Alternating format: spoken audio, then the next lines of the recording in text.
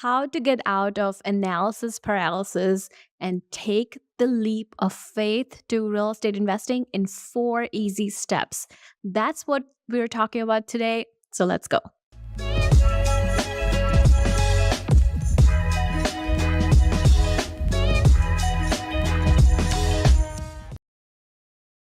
All right. So, what I want to do today is I want to talk about how we got to this framework. I'm going to give you some background so you know how we arrived at this framework, and you can probably take this framework and implement this. It's plug and play, implement this right within your journey, and you can take action using that. So, when we first got started, you guys know our story, right? So, we were both in corporate. I had been a mechanical engineer for 17 years. Nidhi had been in corporate in strategy and finance for 15, 17 years, something like that. And we both realized that it wasn't getting us anywhere. The higher up we climbed, the less time we had. And so I was the first one to quit my job when my second child was born. I had a 2-year-old and a newborn.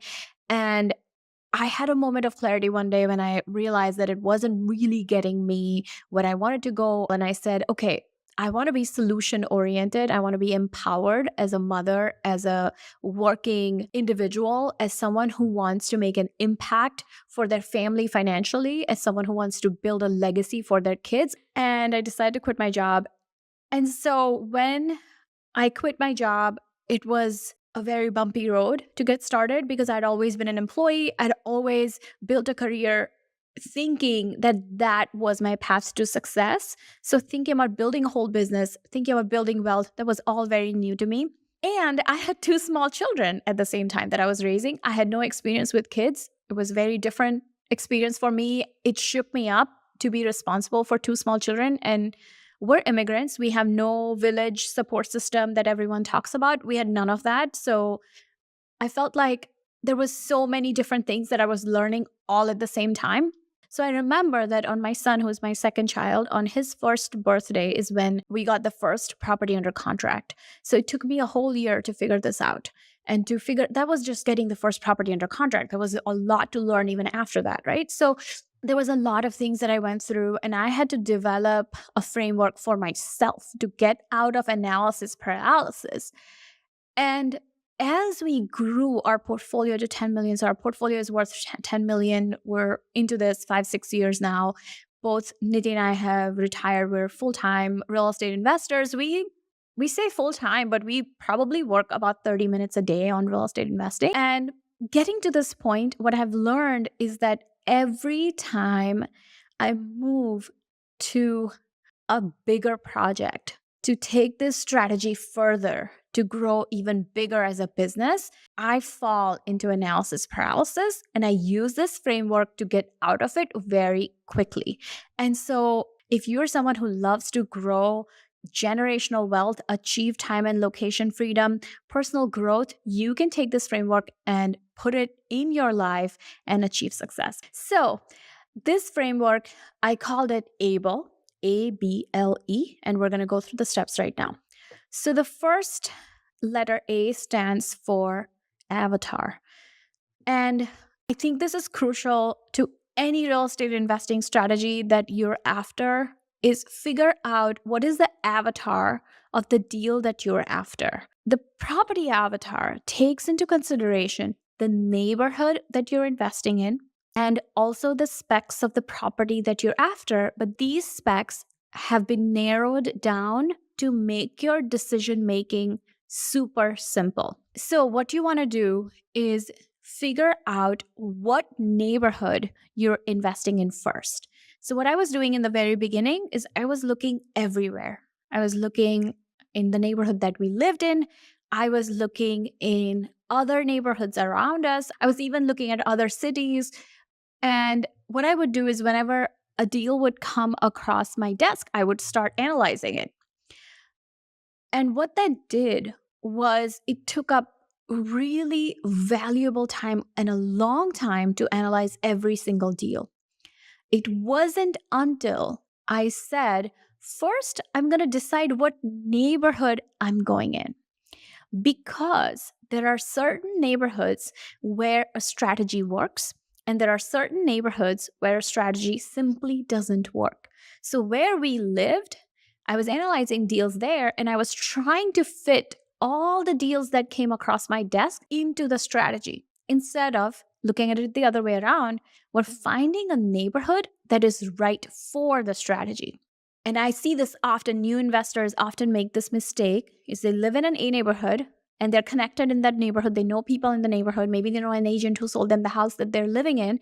They're going to ask that agent to show them houses for investment. This agent starts showing them properties, and then they realize that the property really doesn't work for what they're trying to do because the numbers don't work. When they start looking at the cash flow, when they start looking at the rent, they realize that it's actually negative cash flow. What you want to do is pick a neighborhood and analyze the neighborhood first. You want to make sure that the neighborhood has enough inventory for you to be able to pick up deals again and again. And for the most part, the deals work. Because what you don't want is constantly looking for that needle in the haystack type of a deal, because that takes up a lot of time. And I knew I needed three things: generational wealth, passive income, and time and location freedom. As I was looking at properties, as I was analyzing deals, I realized that there were certain neighborhoods that simply did not work. And so I finally narrowed it down to the right neighborhood. And then now I was going to go and find a deal, right? And then when it came to the deal, what I realized was I was looking at everything. I was looking at triplexes, quadplexes, 15-unit buildings, single family homes, everything. And then I realized that the reason I wasn't taking action is because the risk felt really high for bigger deals. And it was true, right? So if you're a new investor and you're having a very hard time pulling the trigger on a property that has a lot of issues, or it's too big of a project for you to handle, there is a reason for that. Your gut is telling you that this is too big of a risk for you to take, given that you still need to develop a lot of the skills that you need to become a successful investor. So I narrowed it down to small, simple, and scalable. What does that mean? Small means pick a project that's the smallest size possible for you to be able to take the risk and learn to be an investor. And think of it as a new investor's playground, right? So it's a 3-bed, 1-bath home, maybe a 2-bed, 1-bath home, sometimes also a 4-bed, 2-bath home. If you see them often appear in your search in that area, that's a good property avatar. Pick something small. Next, pick something that's scalable, meaning a lot of times the really, really good deals are properties that have a ton of issues. Maybe they have zoning issues, maybe they have fire damage, maybe they have mold, maybe they have an entire wall missing. The properties that have the biggest issues are the ones that are going to be the best deals, right? But for the first time investor, I want you to ignore those. What you want to focus on is something that is simple. You want to pick a project that is very simple for you to implement and something that has the most predictability. And the last one is scalable, meaning if you do a search in a neighborhood, you should be able to see a bunch of, if you're looking at Zillow or Redfin, you'll see them as red dots, right? Property that are up for sale that are similar to each other, because that means that once you're done with that first project, you will be able to replicate that project again on the next deal. So whatever you're learning on the first project, think about, okay, I'm going to approach this project with curiosity. I'm going to figure out what works, what doesn't work. And then on the next one, I can implement this. All right, so that's how you define your property avatar. Remember, small, simple, scalable. Next is B, right? We did A for property avatar. Next is B, put your blinders on. And I find this is really difficult for new investors because inherently, if you have that entrepreneurial spirit, if you want to be an investor, you're going to be someone who gets excited by new things. And so when you have defined your property avatar, it seems like out of the woodwork, everybody is sending you deals that don't fit those criteria. So I always advise new investors that once you define your property avatar, even if it's a good deal that doesn't fit that avatar, remember that that's not a good deal for you right now. Maybe 2 years down the line, maybe 6 months down the line, that would be the perfect deal for you after you learn everything from your first one, but not right now. So putting your blinders on means stick to your property avatar and figure out what is the right kind of deal for you at that time, and stick to that and don't look at anything else. The letter L. So we did A for avatar, B for blinders, the letter L, which stands for leap of faith. And the reason this is a step is because I lost a few deals just because I had my avatar down, I had my blinders on, but when it came time to actually taking action and actually taking the leap of faith, I was afraid. And in hindsight, I lost a bunch of good deals because I just wasn't willing to take the leap of faith. I wasn't ready. And so, understanding that if you've done your numbers accurately, if you've done your research, you have the skills that you need to take action. And again, this is a lifelong learning process. So, you will not have all of the skills that you need. You can only gather so many skills as a new investor. Once you have those, you have to remember that it's fearful for everyone to take action the very first time. So once you've done all your homework, taking the leap of faith is yet another step. It's something that you're going to have to learn, and I had to learn it. The last letter E stands for managing your expectations. And the reason this is a step, it's is because I had to learn it the hard way.